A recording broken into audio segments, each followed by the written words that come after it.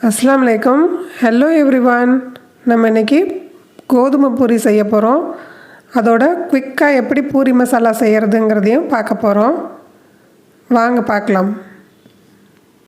ஒரு பிரஷர் குக்கர்ல கொஞ்சம் எண்ணெய் ஊத்திட்டு எண்ணெய் சூடானதுக்கு அப்புறம் கடுகு போட்டு பொரிய விட்டுக்கலாம். பொதுவா பூரி மசாலா நம்ம உருளைக்கிழங்க வேக வச்சிட்டு அதுக்கு அப்புறம் செய்வோம். இது யாராவது கெஸ்ட் வந்துட்டாங்கன்னா ஈஸியா நம்ம பிரஷர் குக்கர்ல குயிக்கா எப்படி செய்யறதுங்கறத தான் நம்ம இப்ப பார்க்க போறோம். இப்போ கடலை பருப்பு போட்டு பொரிய விட்டுருக்கேன். 2 டேபிள் ஸ்பூன் கடலை பருப்பு போட்டுருப்பேன். கருவேப்பிலை போட்டுக்கலாம். 3 வெங்காயம் நீல வாக்குல கட் பண்ணி வச்சிருக்கேன் தின்னா. அதையும் போட்டு வதக்கிக்கலாம் நல்லா. ரொம்ப பிரவுன் ஆகணும்னு தேவையில்ல. டிரான்ஸ்பரண்டா இருந்தா போதும். இந்த அளவுக்கு 3 பச்சை மிளகாய் ஒடிச்சு வச்சிருக்கேன். அப்புறம் சிகப்பு மிளகாய் 2 எடுத்து வச்சிருக்கேன். அதையும் போட்டாச்சு. 1/4 டீஸ்பூன் அளவு மஞ்சள்தூள் சேர்த்துட்டு பொடியா கட் பண்ணி வச்ச இஞ்சி 1 டீஸ்பூன் அளவு சேர்த்துக்கலாம். அதுக்கு பதிலா நான் இஞ்சி பவுடர் 1/4 டீஸ்பூன் சேர்த்துக்கிறேன். பெருஞ்சீரகம் பவுடர் பண்ணி வச்சது 1/2 டீஸ்பூன் அளவு சேர்த்துக்கலாம். உருளைக்கிழங்கு தோல் சீவிட்டு பொடியா கட் பண்ணி வச்சிருக்கேன். அதையும் இதில் சேர்த்துடலாம். உருளைக்கிழங்கை விட வெங்காயம் கொஞ்சம் அதிகமாக போட்டுக்கணும். அப்போ தான் பூரி மசாலா நல்லாயிருக்கும். தேவையான அளவு உப்பு போட்டாச்சு. தண்ணி ஊற்றி இது 3 விசில் அளவு விட்டுக்கலாம்.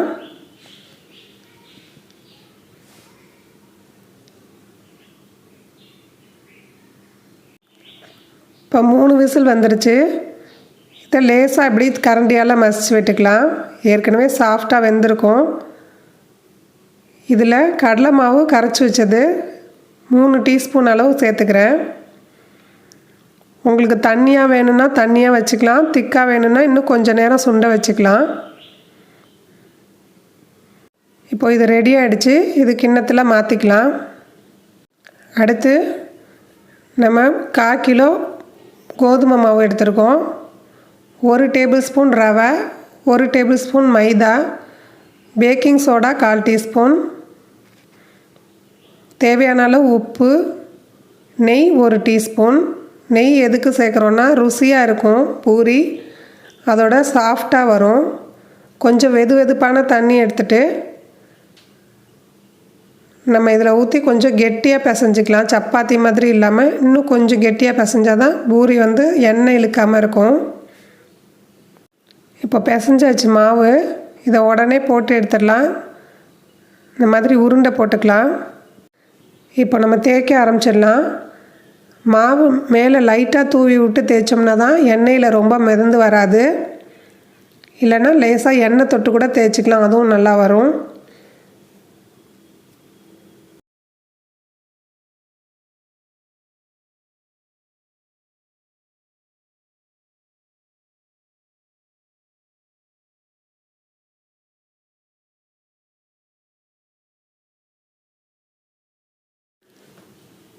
இப்போது நல்ல சூடான எண்ணெயில் நம்ம இந்த மாதிரி போட்டு எடுத்தோம்னா பூரி உப்பலாக வரும்.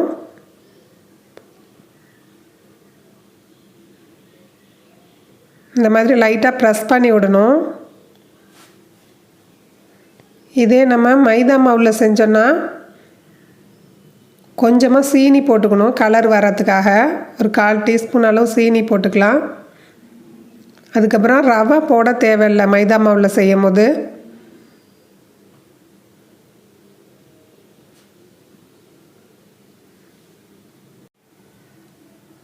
மைதாவில் செய்கிறத விட கோதுமையில் செய்கிற பூரி ரொம்பவே ருசியாக இருக்கும். அதோட சாஃப்டாகவும் இருக்கும்.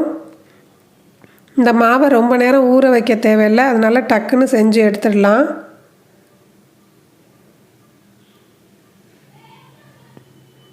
ஏற்கனவே நம்ம சேனலில் பொட்டேட்டோ வச்சு ஆலு பூரி, அதுக்கு சைட் டிஷ்ஷாக கொண்டக்கடலை வச்சு சோலே மசாலா 2மே செஞ்சுருக்கோம்.